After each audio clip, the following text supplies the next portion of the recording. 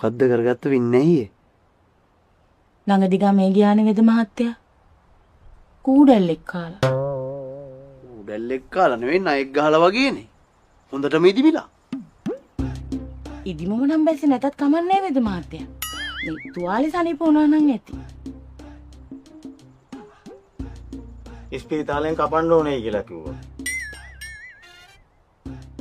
කවුද කිව්වේ?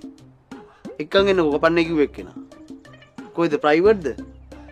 ඒ වෙයි කට්ටිය නම් ඉතින් හොඳට තියන අතපයක් කපලා හරි ගමන් නැහැ ගාන කපන්න තියෙනවා. කපන්න ඕනේ නැද්ද වෙද මහත්තයා?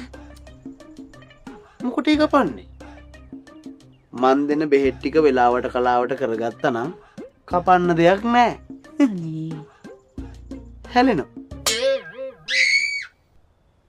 මොකද? හැලෙනවා. මොකද? හැලෙනවා. හැලෙනවා. අයියෝ! අපෝ! අනේ! ගැඩුවා! එපා එපා අයියෝ අයියෝ! අනේ!